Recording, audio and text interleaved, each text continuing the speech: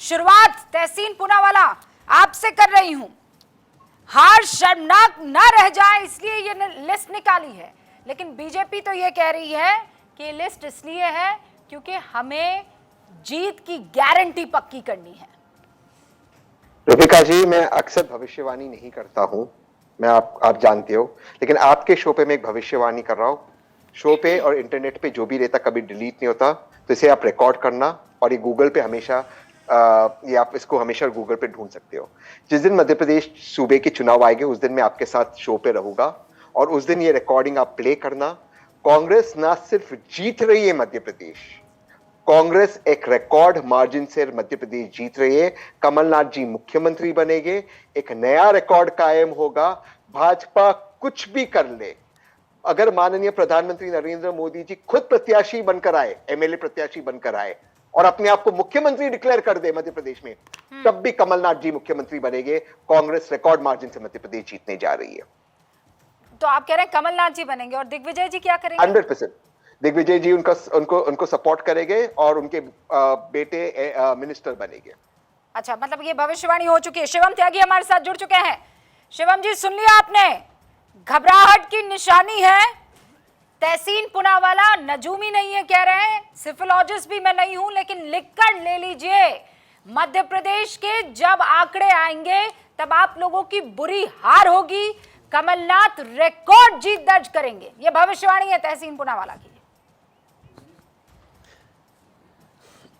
देखिए, तहसीन भाई ने कहा कि वो सेफोलॉजिस्ट भी नहीं है और जितना मैं उनको जानता हूं वो ज्योतिष भी नहीं है, और अगर वो दोनों ही नहीं है तो मुझे लगता है कि उनके तर्क में कार्यकर्ता होने के नाते जोश होना स्वाभाविक है। लेकिन हालात आज के ये हैं कि उनके पास टिकट डिक्लेयर करने के भी सिचुएशन में नहीं है। और जहां तक बात उन्होंने कहा कि लिख कर ले लीजिए, मैं तो कहता हूं लिख कर दे दीजिए, आप अपने पास ही रख लीजिए, जिस दिन आंकड़े आएंगे उस दिन देख लेंगे हम।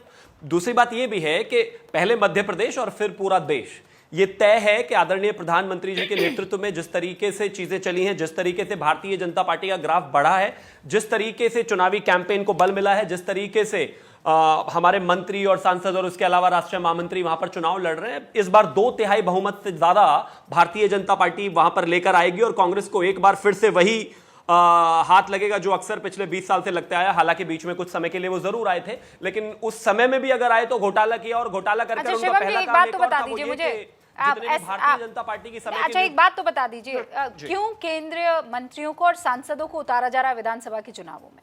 मैं ये नहीं कह रही हूँ कि ये नहीं होना चाहिए, तो इलीगल है, तो कभी नहीं होता है, लेकिन मान लीजिए किसी बड़े चेहरे को अगर छोटे चुनाव में उतारा जाए, और मैं लोकसभा से कंपेयर कर रही हूँ, तो इसका मतलब मामला तो गड़बड़ है ना।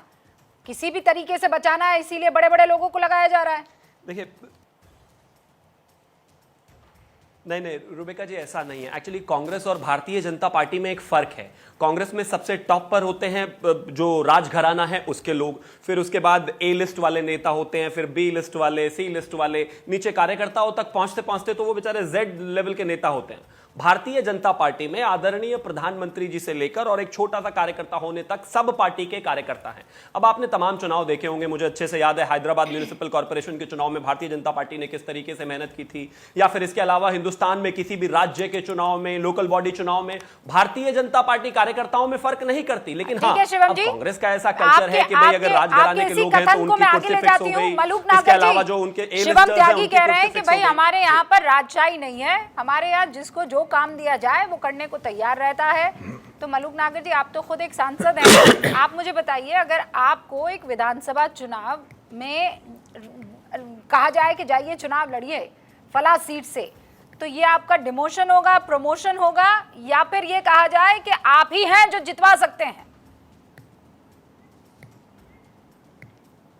देखिए, इसमें रूबिका जी समझना होगा, पहली बात तो ये, कुछ चेहरे ऐसे होते हैं जो अपने साथ आसपास की सीटों को औरों को भी जितवा देते हैं, इसलिए लड़ाते हैं।